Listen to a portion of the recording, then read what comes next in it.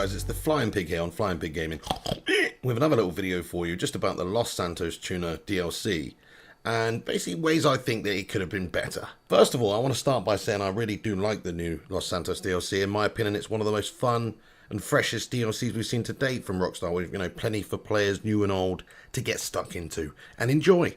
But there really is some big misses and improvements that could have been and should have been made with a little more thought and creativity. I'm not really dissing Rockstar here, they are a super creative game company, and they always have been, but they didn't think of any of these things that I thought of within half an hour of checking out the new DLC. Before I do get into that though, and what I don't like about it, maybe I should just say, let me just tell you what I do like about it really. First of all, the cars. The cars are great, with some very fast new additions such as the Calico. No complaints really from me here. It's a car person's update, and this has cars. I expected that. I also do really like the robberies that we start from the auto shop. They're really fun, and it's really like doing a mini heist. There's setups, you've got a final robbery act, and everything can be done in an invite-only lobby as well, which is obviously a massive plus point for me, and they're just way more fun than grinding, say, Cayo Perico over and over. Even if you don't make quite as much cash, it's just way more fun. Also, the Twitch Prime reward of getting the Strawberry Auto Shop on the release of the DLC was a really nice surprise. No way, I've got a free one? Why have I got a free one, mate? That's fucking sick. I'll take it.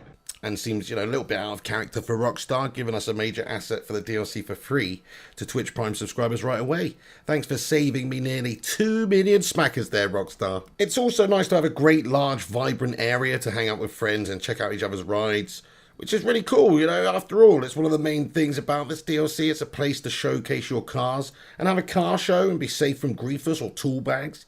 And this is the area, you can also access the test track, which leads me on to the first thing that I really do not like about this DLC, and that is the test track, or rather what you can do with the test track. This is a huge disappointment to me, and let me explain why. All the modes absolutely suck, because they really could have been so much better with just some tweaks, if you ask me. I mean, the head-to-head mode, crikey, this really disappointed me. I cannot lie.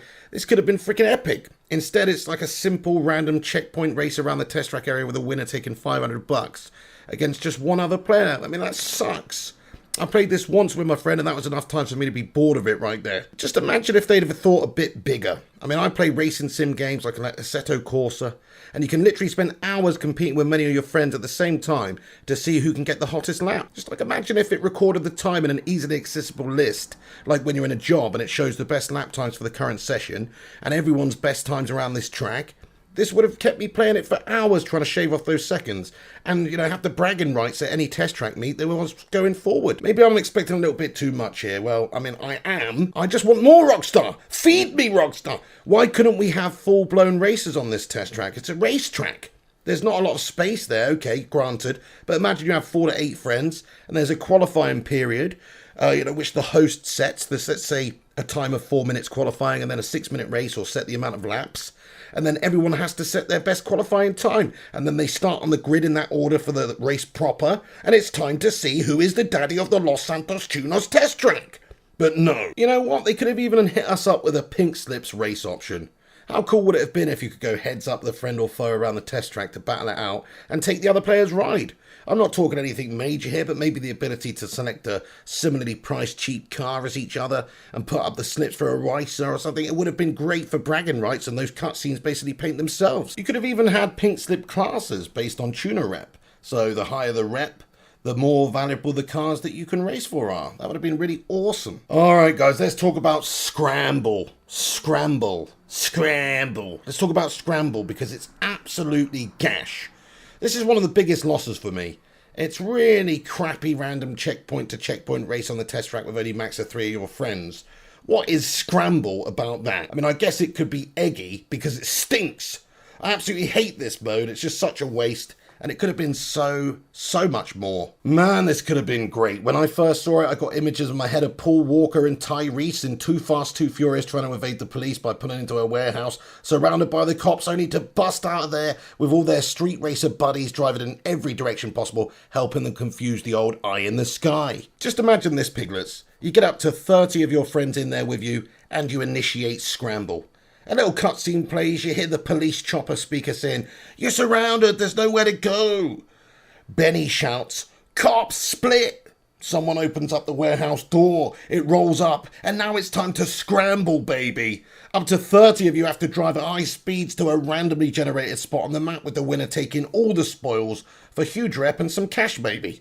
All whilst being chased by the cops. This could have been played over and over, and I would have played it over and over, lots in streams with friends, because it could have included any number of players, and if it was a randomly generated destination you had to drive to, then it would have been different every time, and this would have been crazy fun and worthy of the name Scramble.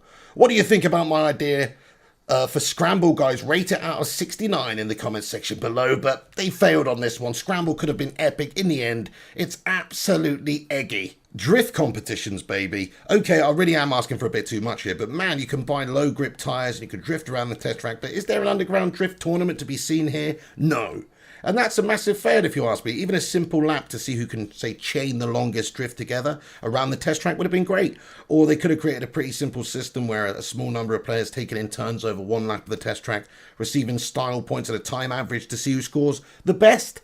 This is where, you could have seen Benny and Co. with street racers scoring our driving styles, and it would have been just fun to compete with friends, and it would have kept me on the test track for probably a long time, probably hours, just playing it over and over, seeing how long I can drift it around there, what's the most points I can get, how much style points can I get, how much can I increase my rep, who's the best drifter, can I be the best drifter in the session? That sort of stuff, guys. I think it's a loss. Okay, let me get on to the street races. Really disappointed me also, I'll just say that now. Although, yeah, okay, they are quite fun once or twice. They're kind of lacking in creativity. They're basic tracks.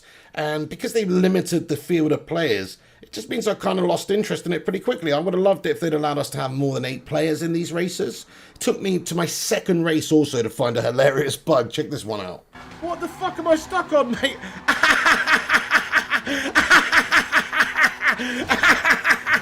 I'm stuck on a dead body. What the fuck's going on? I just think street races, I think carnage. I think it would have been awesome if you could have had maybe a lot more players involved than just 8 players, guys. So that's what disappoints me with that one. And I think they just could have been a bit more crazy, a bit more creative. Maybe we could have seen things like nitrous oxide, etc. I would have loved to have seen a little bit of nitrous oxide. Let's have a cheeky little nitrous button, lads and lasses. Boom, baby, let's go. Okay, okay, guys. Look, overall, it's a great DLC. I love the cars, I love the vibe, I love the missions, I love the chilled out nature of the whole thing. So I think it's a success. And I like it, but I can't really help but think that they could have done a whole lot more with it. And it's just a few ways here that I think they maybe failed, and a few things they could have done a bit better to make the DLC even more awesome. Overall, though, it's a lot of fun. If you haven't played it, you should definitely check it out. And if you disagree with me, let me know. I would love to hear your thoughts and opinions on it. I'd also love to know if some of you have any ideas in the comments section about other ways that they could have made this DLC even better. But that's going to be it from me here on Flying Pig Gaming. I hope you enjoyed this video. If you did, please do smash that like button on it, hit that subscribe button, click the little bell like your name was Quasimodo. Esmeralda the bells, so you don't miss a video when they're released. But thanks very much for watching, guys. Take it easy, get your thoughts and opinions in below, and I'll see you on the next one.